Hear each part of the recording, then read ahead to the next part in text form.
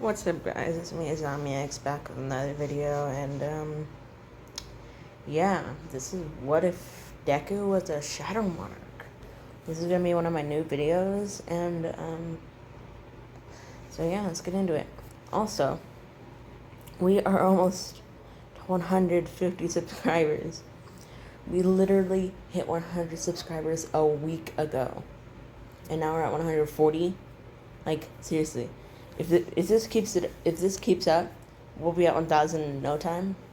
So yeah, I hope this is gonna be a good one. So let's get into it. So this is obviously one of my more flashier thumbnails. I mean, it's crazy. Shadow Monarch. Let me explain. It's one of the abilities of the S rank hunter Sung Jin Woo in solo leveling.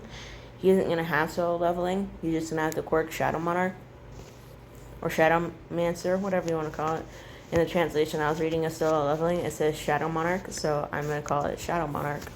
I'm just making sure that this microphone is plugged in. Okay, so, yeah. Sorry for any background noise, and let's get into it.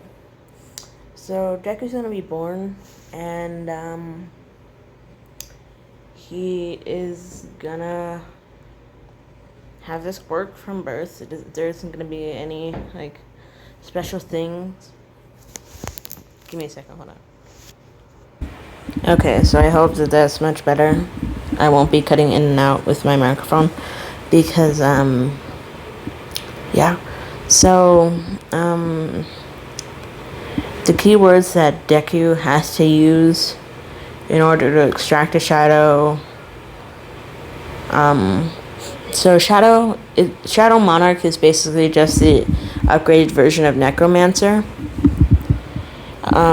He takes the shadow of a fierce opponent or a dead thing. It has to be dead. And it becomes his servant warrior thing. So I guess we'll get started. So, at a young age, Deku has been obsessed with, like, shadows. He seems to be talking to his shadow a lot. And I'm gonna say that his mom got him a dog, and his dog was killed by a sickness. But he was really attached to this dog, so he got this word in his head. It showed up in his head, and he said, "Arise," in front of the dog's corpse. And since this dog had a very strong relationship with Deku, its shadow will be extracted, and it'll say shadow extraction successful. And the shadow of his dog is going to be a shadow for the entire body, but,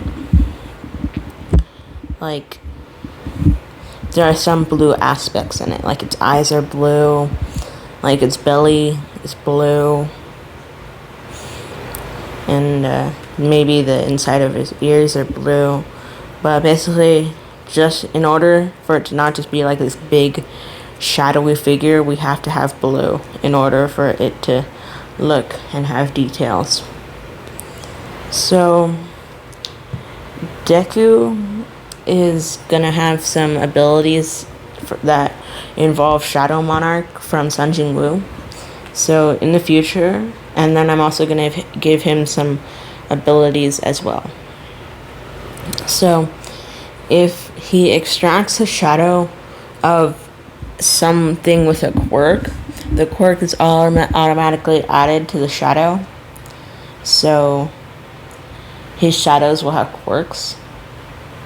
So let's give an example. If, let's say, Todoroki died, I'm not saying he will die in the series, but let's say Todoroki died, he would say arise, and if Todoroki decided to arise, Deku would have fire and ice user.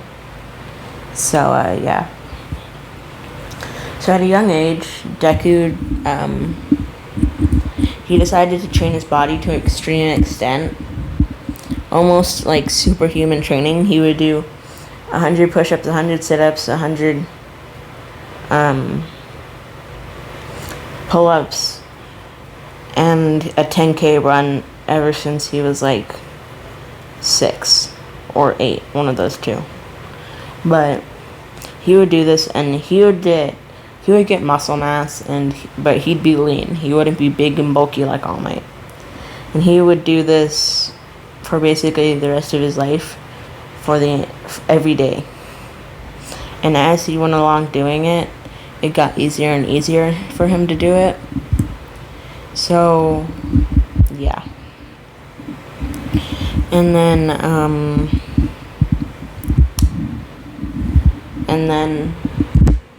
I'm gonna say at the age of 10, on the weekends and after school, he would go into the forest near his house.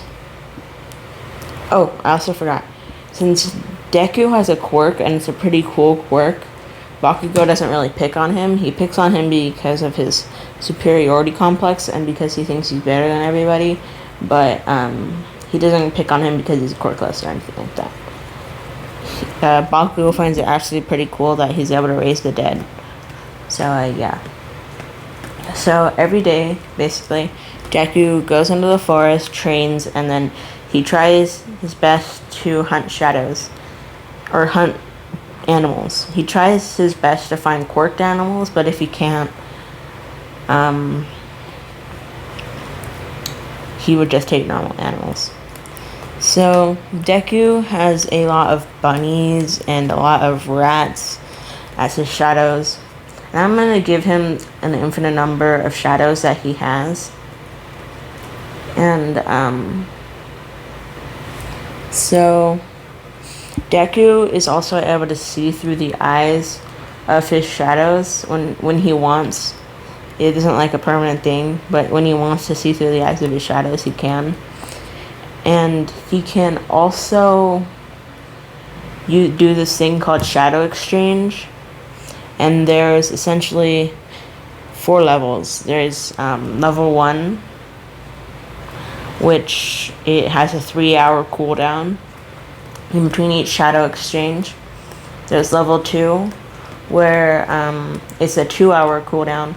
Level 3, where it's a 1-hour cooldown. And level 4, where it's like a 5-minute cooldown. So yeah. So Deku can. Alright, so after he got basically his army of rats and bunnies and a dog as their leader, he goes after some of the bigger animals like wolves and bears, and I'm gonna say like tigers and lions. So he goes after those, and after he gets his wolf, he starts to challenge the other wolves, and he gets an entire wolf pack. He controls the alpha, but the alpha controls the dragons. Or I was thinking of How to Train Your Dragon for some reason when I thought of alpha, but he controls the alpha, and the alpha controls the entire pack, which means he controls the pack. And so he gets like 2 packs of wolves, like 3 bears, 2 tigers, on 1 lion on his side. And I mean like mountain lion, not like full-on savannah lion. So yeah. And so whenever Bakugo tries to like pick on him, pick fights with him, Deku basically just summons his wolves, his bears, his tigers, and his lion. And then Bakugo basically just backs off because he knows they're immortal. Because Deku has his energy inside of him that he expands with the more stamina that he gets. It's not stamina, but it's basically twice the number of stamina that Deku has. So the more stamina he has, the more energy that he has to control his beasts, and basically making them his shadows takes no energy, and bringing them out takes no strategy or no energy. But if they get destroyed and he wants to make them come back, it takes energy.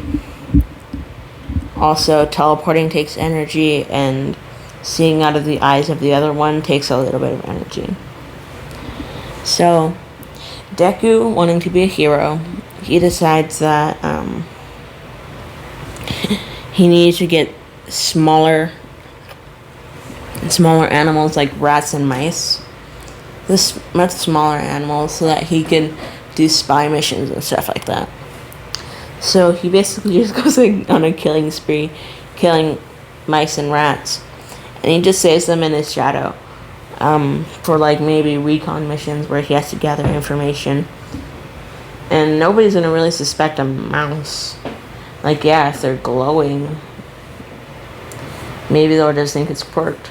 But I'm gonna also have this thing where if Deku wants to change the color of a certain species, he can. So he basically just turns it all black, so it blends in with the darkness.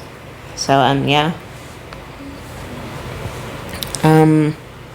So Bakugo and Deku, they do fight, and Deku is physically superior and much smarter than Bakugo. Bakugo has a flashy quirk, but Deku's stronger and smarter, and he has the better quirk. So yeah. And also, the two alphas of his of the pack of wolves, the two alpha wolves, they're generals, so they can speak to Deku, and they can speak out loud. One of the bears can speak to Deku, speak out loud, and the lion can speak to Deku and speak out loud. So, yeah. I'm also gonna say that Deku basically kills a lot of ants because they're small and hard to kill. So they'd be great for like recon missions and stuff like that. Similar to the rats and mice. It's just that they're slow. So yeah. But yeah. So it's the end of middle school, you know, the day where the teacher throws up the papers and he's like, all of you want to be heroes, and you know. And he says, oh, 2 people want to go to UA. And Bakugo like shouts out, he's like, yeah, I want to go to UA. And teachers here in the United States, they aren't necessarily allowed to give away information about where students are going to school. Students are able to give that away for themselves, but the teacher really shouldn't. In My Hero Academia, the teacher really shouldn't have said, oh, Deku, you want to go to UA. He really should have just kept quiet, because that had... Sorry for the background noise, but that gave a lot of trouble for Deku. So if he just shut his mouth, then Deku wouldn't be in trouble in the first 2 episodes. So, yeah, Deku basically, he basically trains, and he's basically just fighting the bears and the lions and the tigers, just sparring.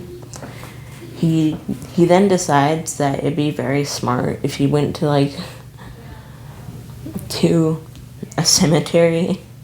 This is gonna get kind of mean, kind of dark, but if he went to the cemetery and just yelled arise, and he got an army of quirked people, with different quirks, but they'd be good to spar with regardless. I'm gonna say that the tombstone that they have tells them what quirk they had when they were alive, and And Deku, he basically goes to different cemeteries. He looks at the quirk things, and he finds some people with healing quirks, and some people with like enhancer quirks and emitter quirks and stuff like that. He doesn't necessarily need mutation quirks, but yeah. So I'm gonna say he has like 3 healers, no, 5 healers, 10 like enhancers, and like 7 emitters. And I'm gonna say the emitters have like fire, lightning, water, ice, those ones. And so yeah, so that's his training for like the 10 months. He's basically just growing his army. He's gonna be basically the one-man army hero, but whatever.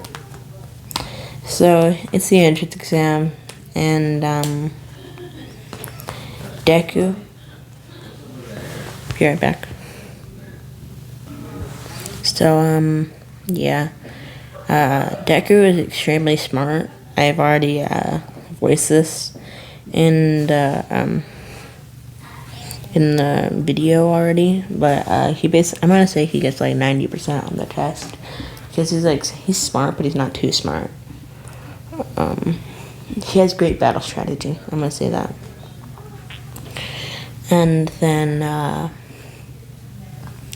Ida doesn't really yell at him for muttering, because he never got into the habit of muttering. He doesn't trip and meet Uraraka, so he doesn't meet Uraraka. And to be honest, Ida was really like weird for pointing out that a kid was muttering. Who knows, maybe he just has a problem with muttering. Maybe it's a disability or something like that. I don't know much about disabilities, but maybe it's a disability or something like that. Maybe it's something like a quirk. But whatever the case, Ida was dumb for trying to stop him from muttering. Yeah, it's annoying, but deal with it, because yeah. And so it's the practical exam now, and basically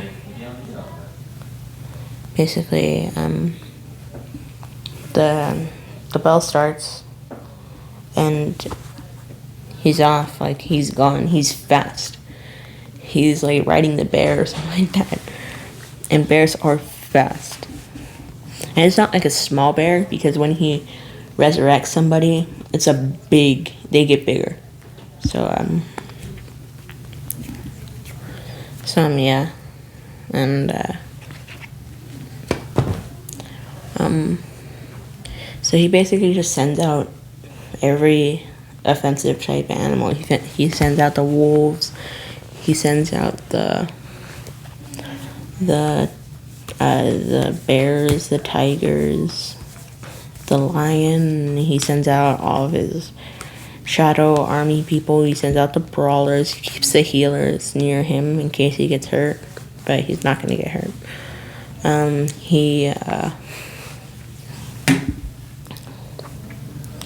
He basically, the emitters are out destroying things, and he is like fighting robots, which is kind of hard because he's still human. He can still break bones. He still has human skin that can get hurt.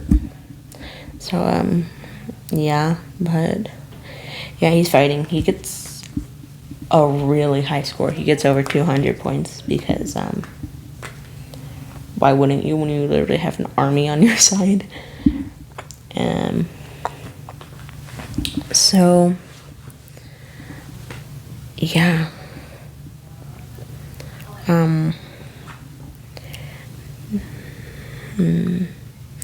So yeah, Deku gets first place in the entrance exam. He goes home and he's like, "Mom, I'm home." And she's like, "How do you think you did?" And he thinks, "I'm pretty sure I got first place," something like that. And he's waiting for his acceptance letter, and it comes in the mail. He's accepted. So yeah, that's something. But, I don't know. I guess that's it.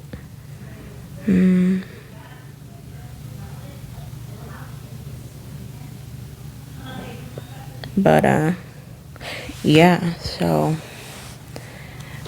I guess I'm gonna leave it there.